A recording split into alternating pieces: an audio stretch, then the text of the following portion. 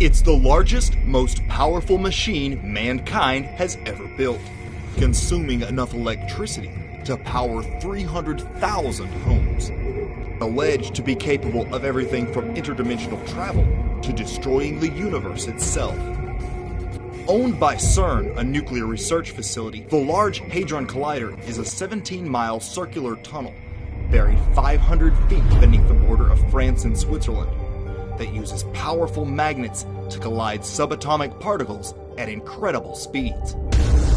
Some believe CERN is responsible for what is known as the Mandela Effect. There are people alive in that universe that aren't alive in our universe. From its location on a former temple to Apollo, to statues of the Hindu god of destruction, strange rituals, and bizarre videos, join me as we search for the real truth behind the Large Hadron Collider and the secrets of CERN.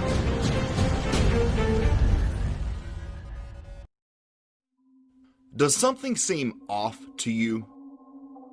They can't put their finger on it, but thousands of people have the feeling that something is just not right, that the world we currently inhabit is somehow different.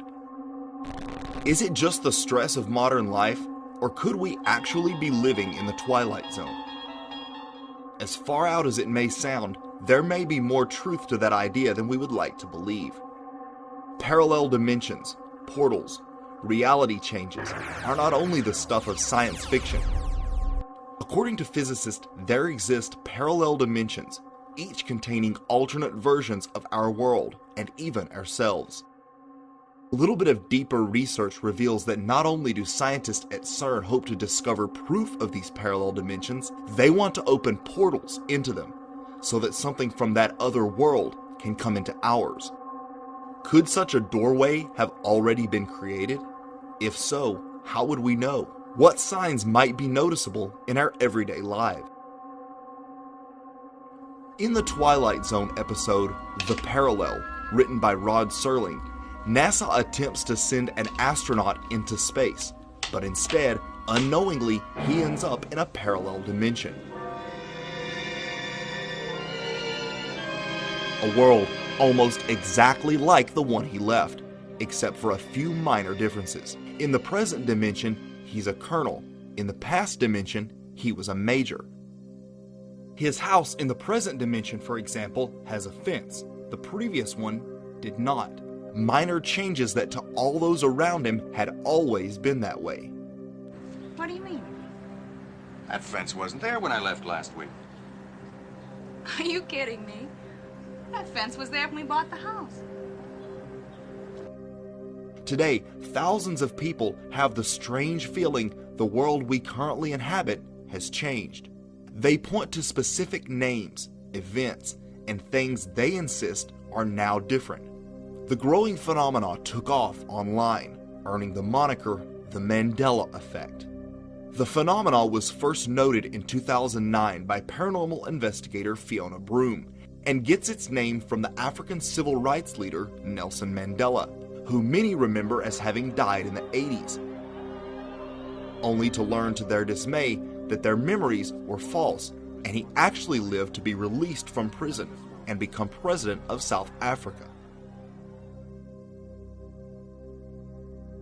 A Mandela effect is when collective memories long held by masses of people turn out to be incorrect or false. Those affected have distinct memories of something or an event, only to find out that it never was that way, at least not in this dimension. It's something that sticks with people. They know they remember it. They remember talking about it with their aunt, or like in the Nelson Mandela situation, they remember seeing the funeral on TV day after day after day, the coverage. And it's something that just does not seem to go away. So that's what makes the Mandela effect different from simply forgetting where you left your keys so many times when you come home from work. In the movie Star Wars, The Empire Strikes Back, think of Darth Vader's iconic line. If you remembered, "Luke, I am your father. You may be one of the millions worldwide suffering from this bizarre new phenomenon." You told me you killed him. No. I am your father. But if you remembered him saying, "Luke, you're in good company," here's a clip of James Earl Jones, the actor who actually said the line, also remembering it that way. When I first saw the dialogue that said, "Luke, I am your father. Luke, I am your father," I said to myself, he's lying. I wonder how they're going to play that lie out. Which picture of the Monopoly Man looks most correct to you? If you chose the one with the monocle, you just experienced a Mandela effect. Do you remember a movie called Shazam, in which the actor Sinbad played a genie? In this reality, the movie never existed and Sinbad never played a genie, despite thousands of people having similar memories of it. And that certainly hasn't stopped the actor from being inundated with tweets about this phantom movie. The children's book series The Berenstain Bears, for instance, many remember being spelled Berenstein Bears. Other classic examples include the long-quoted line from the movie Forrest Gump, "Life is like a box of chocolates." What if I told you that line was never in the movie? Rather, the real line is, "Life was like a box of chocolates." Don't believe me? Check it out for yourself.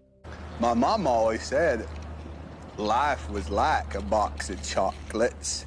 Life was like a box of chocolates. You never know what you're going to get. And it extends far beyond mere movie lines.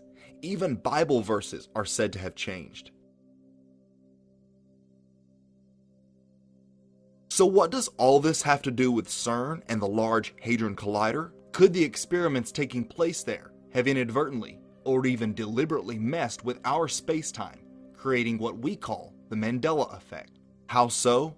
According to theorists, it's possible that a shift in gravity produced by the Large Hadron Collider could create a rift in the veil between our universe and a parallel universe.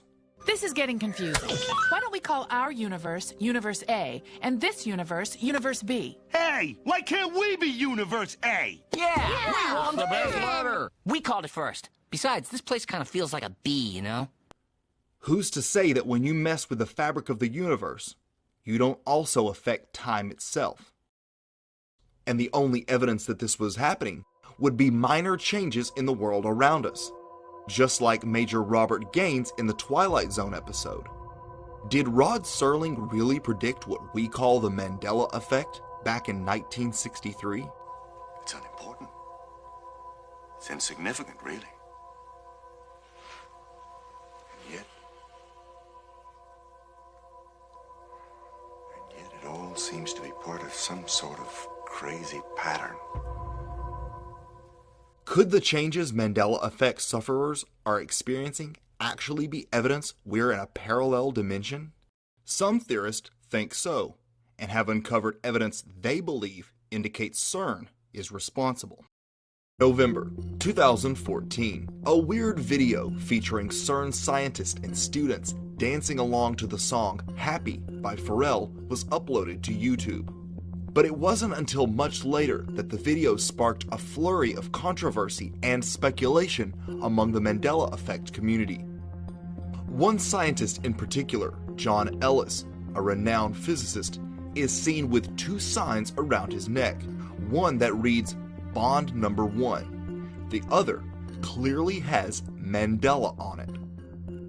Researchers theorize that the sign that says Bond number 1 is a sly reference to the actor that played James Bond in the first Bond film, a man named Barry Nelson. When put together, the signs equal Nelson Mandela. It is important to note that this video was made in 2014, before the Mandela effect gained notoriety online. If that is just a coincidence, it's a very eerie one. But is there another tie-in to the Mandela effect in James Bond? In the classic Bond film Moonraker, the villain Jaws, who has metal teeth, falls in love with a character named Dolly. Mandela effect sufferers remember her as having braces, The iconic scene cuts between Jaws' smiling teeth and Dolly's right as the music reaches a crescendo. Except in this reality, she isn't wearing braces. And the actress insists she never did. But many fans are perplexed and assert that they distinctly remember her wearing braces, and claim it was a crucial element of the scene. Nevertheless, all the original film prints and old VHS tapes now show her without braces. This is part of what makes the Mandela effect so bizarre. If things have changed, why can't we find proof like an old videocassette or Berenstein Bear's book? Because according to theorists, we are actually in another dimension, and in this reality, things have always been the way they are. But that isn't the only connection between the CERN facility and the phenomenon known as the Mandela effect. Another strange coincidence surrounding CERN and the Mandela effect concerns the actress Sally Field. Sally Field is involved in a couple of famous Mandela effects herself. First, many insist they remember her name being Sally Fields with an S. And of course, she played Forrest Gump's mother. But her most prominent Mandela effect is from her famous Oscar acceptance speech. Most seem to remember her saying, "You love me. You really love me." However, she really never said that. At least not in this timeline. And I can't deny the fact that you like me. Right now, you like me. It was later revealed on David Letterman that her brother, Rick Field, is actually a physicist at CERN. I don't know anything about your family. Oh, what? Turns out you have a brother who is a scientist, a high-energy particle scientist. High-energy particle scientist. He's one of the finest scientists on Earth. And where does he do his work? At CERN, where they, I think there's 200 of them that, release this information about the Higgs particle, the God particle, and he was one of the scientists who made that discovery. Is her relationship to a prominent CERN scientist just a coincidence, or yet another clue that the experiments taking place at the Large Hadron Collider are somehow responsible for the Mandela effect? Sergio Bartolucci, former director for research and scientific computing of the facility, made headlines when he warned the Super Collider could open otherworldly doors to, quote, peer into this open door, either by getting something out of it or by sending something into it. Josh, what are they doing there at CERN with this Large Hadron Collider? What are they doing? Yeah, well, the official story, and what I believe that most physicists there would accept is quite simply they just want to smash particles together, try to discover new particles and put together the pieces of the building blocks of reality. But the really interesting thing is, and they make no secret about this. This isn't like a conspiracy or anything. This is right on their own website.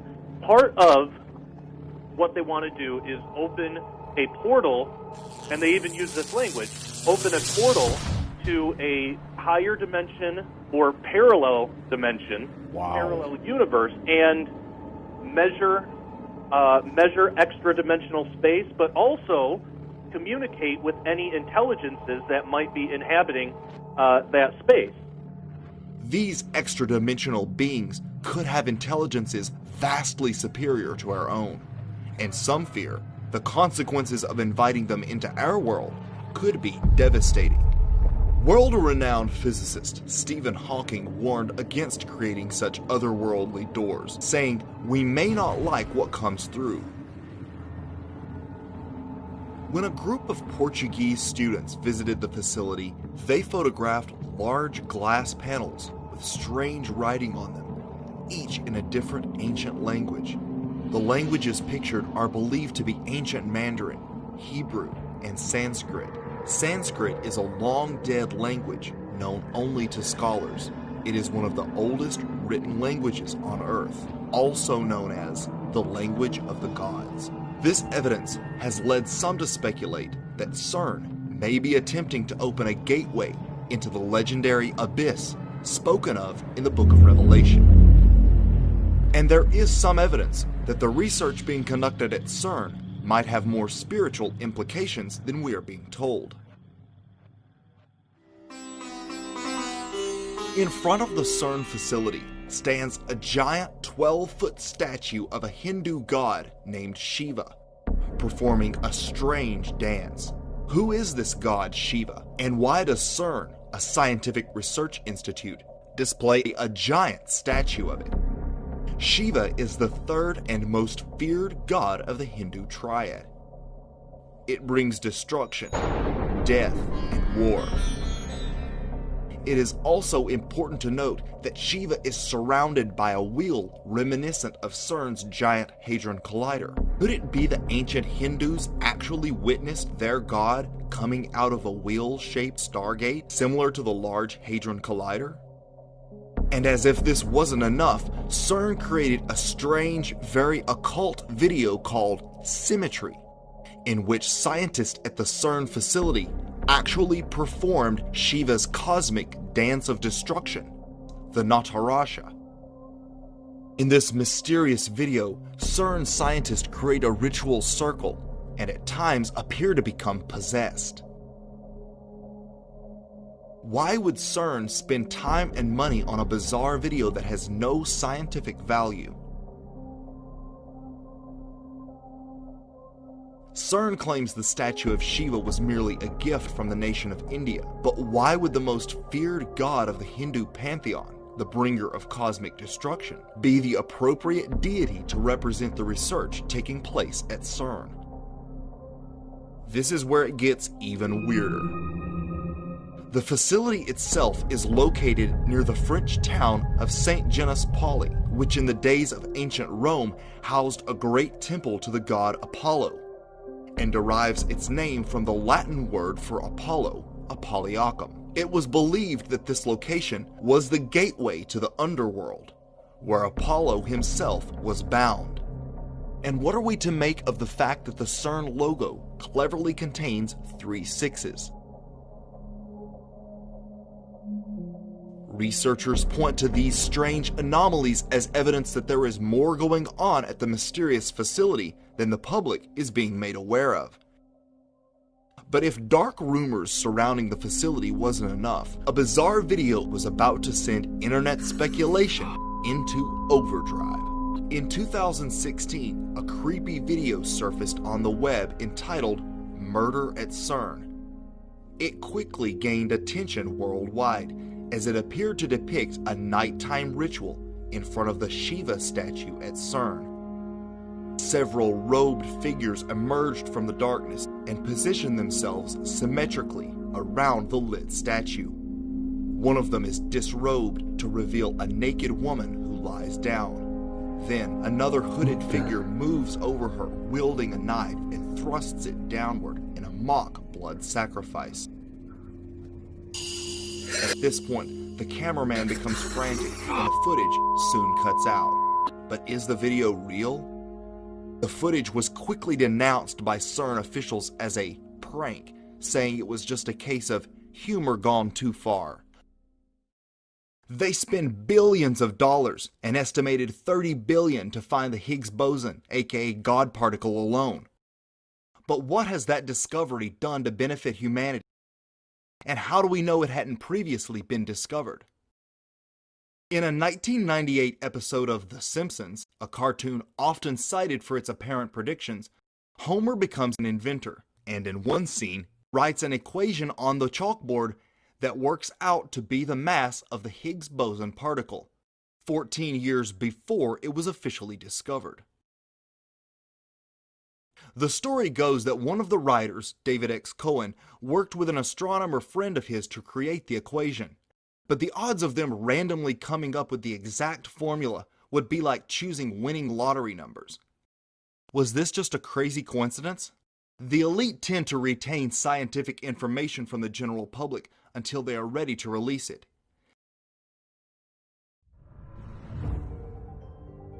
In 2018, the facility announced it would be shutting down the LHC for the next 2 years, during which time the collider would undergo what CERN calls the high luminosity upgrade, after which the LHC will be capable of colliding up to 10 times more particles.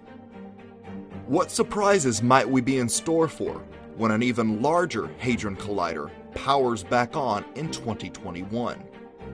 From strange occult imagery to warnings of catastrophic doom, there's lots of strangeness surrounding CERN. Will the experiments taking place at CERN discover a new dimension? Bring humanity into contact with supreme intelligences? Or could it open the gates to cosmic destruction? Only time will tell.